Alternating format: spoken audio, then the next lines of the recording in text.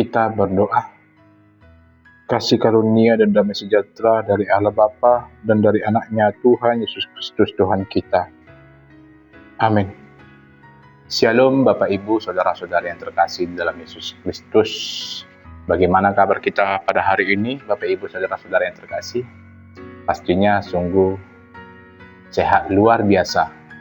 Terutama hari ini kita disapa oleh firman Tuhan kita yang diambil dari Yehezkiel 11 ayat 19 yang berbunyi, "Aku akan memberikan mereka hati yang lain dan roh yang baru di dalam batin mereka. Juga aku akan menjauhkan dari tubuh mereka hati yang keras dan memberikan mereka hati yang taat." Bapak Ibu, Saudara-saudara yang terkasih, sebelum kita melihat janji Allah kepada bangsa Israel, mari kita pahami dulu kondisinya, apa yang terjadi pada bangsa Israel pada saat itu. Bangsa Israel pada saat itu berada di dalam pembuangan Babel, di mana mereka kehilangan bait Allah, mereka kehilangan tanah air, dan mereka kehilangan kemerdekaan mereka itu sendiri.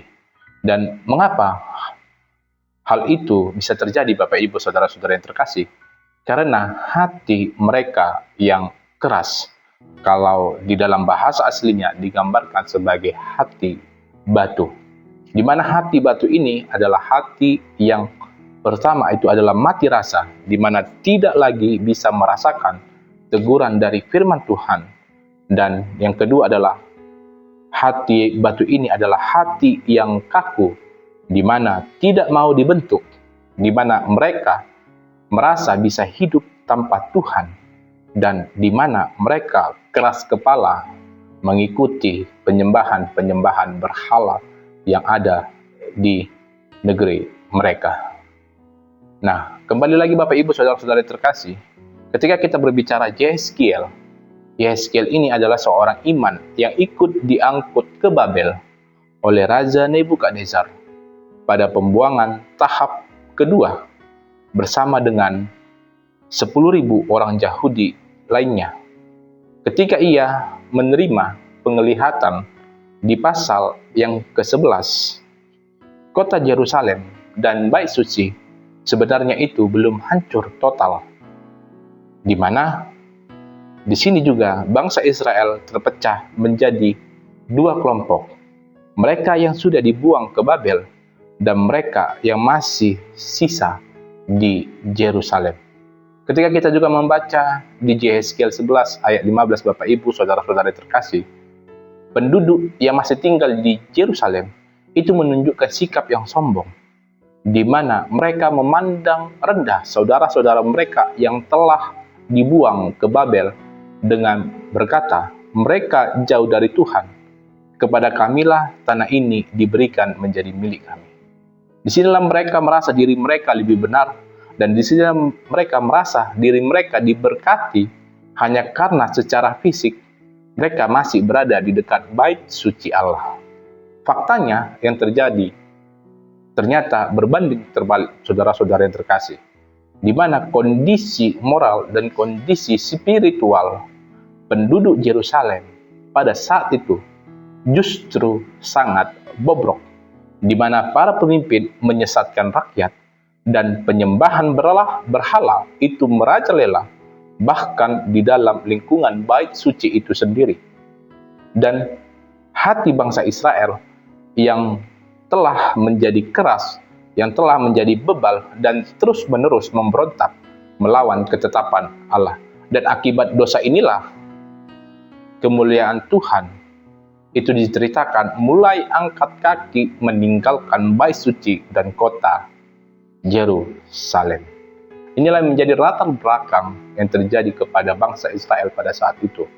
Dan Bapak Ibu Saudara-saudara yang terkasih, ketika kita memandang, melihat, dan mendengarkan dari cerita sejarah bangsa Israel, seringkali juga kita menyalahkan keadaan di luar kita, seperti Babel bagi Israel.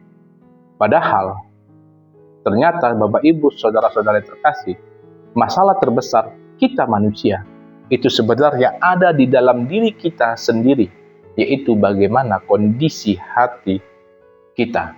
Dan menariknya ketika kita membaca nas firman Tuhan kita pada hari ini, Tuhan tidak berkata kepada bangsa Israel, ubahlah hatimu, baru aku akan menyelamatkanmu. Tidak, Bapak Ibu Saudara-saudara yang terkasih.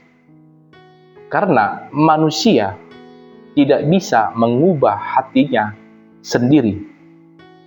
Batu tidak bisa mengubah dirinya sendiri menjadi daging. Dan disinilah Tuhan yang mengambil inisiatif di mana Dia bertindak sebagai dokter bedah agung. Karena dikatakan, aku akan menjauhkan. Disinilah Tuhan membuang yang rusak, yang beku, dan yang memberontak. Dan aku akan memberikan, di mana Allah itu sendiri yang akan memberikan sesuatu yang baru secara supranatural. Di mana di sini Bapak Ibu Saudara terkasih, hati daging yang diartikan sebagai hati yang responsif, hati yang lembut, hati yang mudah dibentuk, dan hati yang peka terhadap ketukan serta suara Tuhan. Dan apa jadinya jika seseorang mengalami operasi jantung rohani ini, di mana akan terjadi ketaatan yang lahir dari kasih, bukan keterpaksaan. Karena di ayat yang selanjutnya, di ayat yang ke-20 Bapak Ibu yang terkasih, dikatakan bahwa tujuannya adalah supaya mereka hidup menurut ketetapan Tuhan. Dan disinilah kita ditegur, di mana kita menaati Tuhan, itu bukan karena kita takut dihukum, tetapi karena hati kita telah diselaraskan dengan hatinya. Dan kemudian Bapak Ibu yang saudara-saudara yang terkasih, apa jadinya jika seseorang mengalami operasi jantung rohani tersebut, di mana hubungan akan dipulihkan? Karena apa? Kita tadi mendengar bagaimana hubungan mereka dengan Allah itu rusak.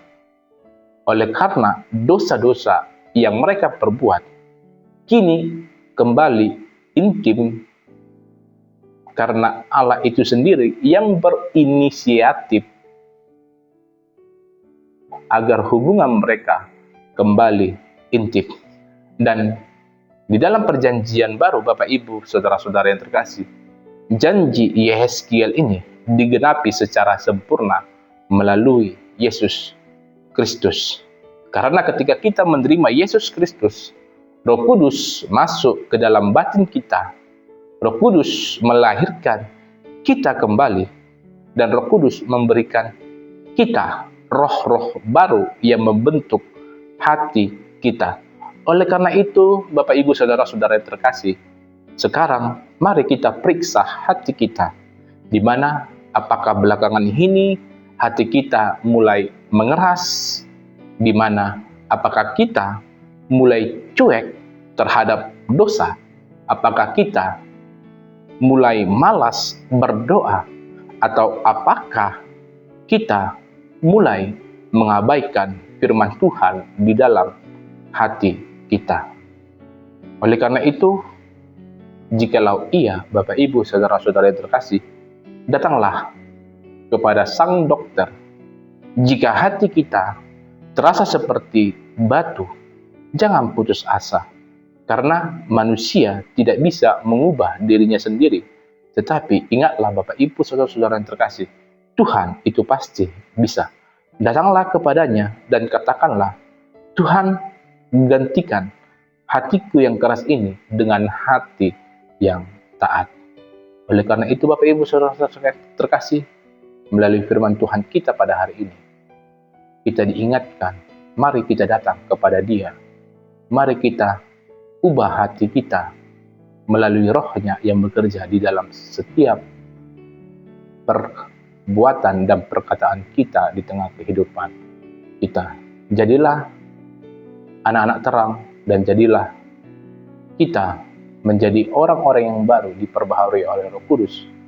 Dan segenap apa yang kita lakukan itu hanya untuk kemuliaan bagi Tuhan.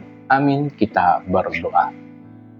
Ya Allah Bapa yang Maha Pengasih, Sang Pencipta langit dan bumi, kami datang kepadamu Tuhan, berterima kasih oleh karena kasih karunia-Mu yang Kau berikan kepada kami hingga pada saat ini Tuhan. Kami tetap sehat Tuhan dalam menjalani aktivitas kami pada saat ini Tuhan. Terlebih Tuhan, kami juga telah mendengarkan sebagian dari firman-Mu Tuhan. Kiranya firman-Mu Tuhan menjadi firman yang bekerja di dalam hati kami Tuhan. Dan Engkaulah yang selalu memperbarui hati kami Tuhan. Agar hati kami Tuhan tetap mau taat kepada firman-Mu Tuhan.